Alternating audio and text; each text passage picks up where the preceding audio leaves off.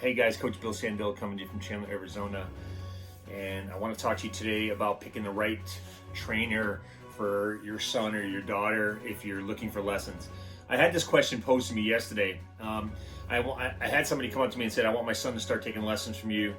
And I said, I don't take everybody on as a client. I make sure our methodologies match up. So what I do is I do what is called a client intake on them to see if I can help them, number one. Number two, tell them what my methodology is and how I think I can help them.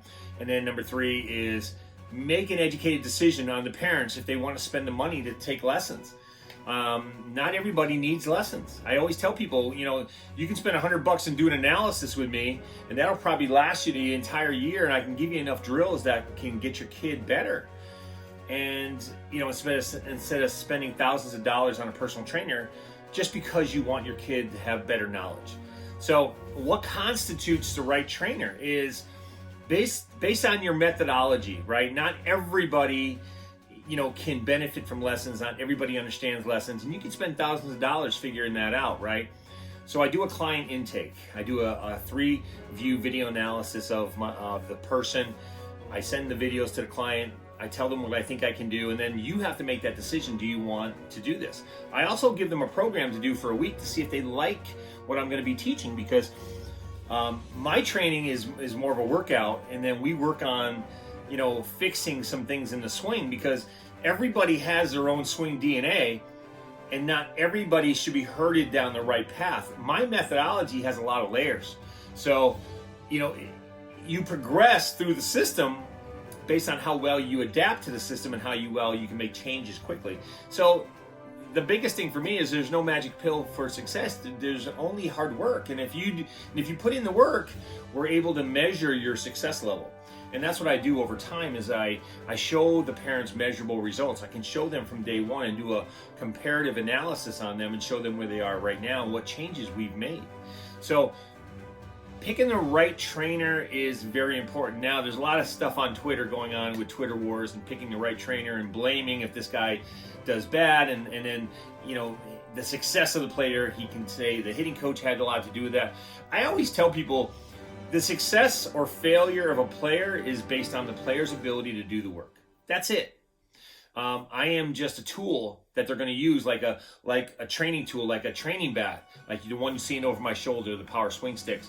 It's a training tool. You can have that, spend the money on that, never pick it up, and you'll never get any better.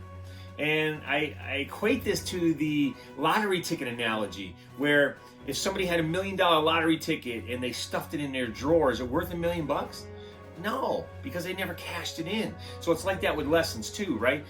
You have to take the lesson and then duplicate it, and then figure out, videotape yourself. Even though I'm going to videotape you and do an analysis in our sessions, you have to videotape yourself. You have to make the changes on the fly. I can tell you what you're doing, and then we can both work on it. So we can tackle it from two different sides. And obviously the parents, I love parental involvement. I think if the parents understand the system, they can convey the system after the game, during the game, whatever it is, they can convey the system. So I've also learned that, being a coach in Europe, when I coached in Italy, working with Dominicans, working with Venezuelans, the Italians, everybody's different. Not everybody accepts the same information the same way, and it takes longer sometimes. Now in Italy, I was able to increase our team batting average by 100 points by simply implementing a systematic approach to how you're going to train, not how you're going to hit. Because on the field, all bets are off. There's no training that goes on the field. It's all about showcasing what you know. But the one thing about playing baseball is exposes what you don't know too. So it's what you don't know that you have to work on. And that's the beautiful thing about it. So Japanese, Venezuelan, Italians, they all go about their training differently. But at the end of the day, high-level players do high-level things. And we can look at video analysis and go, hey, these high-level guys are all doing the same thing at a certain time in their swing. They may get to that point differently. That's what makes up them. That's what we talk about, being your own swing DNA. But they all get there. The people that don't get there are the ones that get weeded out and get released or just stop playing altogether. And my job as a trainer, I think, is to find out what high-level players do, implement it within a system of whether you're 12, 13, 14, 15, and guys, understand this. When you take lessons from me, it's not about today, it's about a couple years from now, because it takes a couple years to get bigger, stronger, faster. Mike Trout wasn't like he was now when he was 15. He wasn't like that. Bryce Harper, same way. They were on the way up. Now they're perfecting their swing. Now they're working on their swing daily, and now they're getting good results. Same thing with Ohtani. You can look at Ohtani, who had the breakout year last year, and go, okay, he wasn't like that in Japan. He changed his stance, changed his swing, worked on stuff that worked better for him, and it was easy. And now all of a sudden he's at the top of his game. So you got to look at training the same way. Don't just sign up with a trainer because it's working for Johnny who plays on your team. Go get an analysis, figure out what's going to work for you, and then you can make your educated choice on who you want to go to. That's what my clients do. That's what I do for them. You have to do a client intake, and then I'll tell you if I can help you, but more importantly, I'll tell you if I can't. And I know that's a hard pill to swallow sometimes, but that's my opinion. I look at video analysis. I let video analysis be the equalizer, be the difference maker, right? Because I can look at a video and say, here's what you're doing, and you can't deny that, right? The question is, how do we fix that? So all the people on Twitter that's blaming hitting coaches or doing this or telling how great you are or because you played Major League Baseball, it doesn't matter.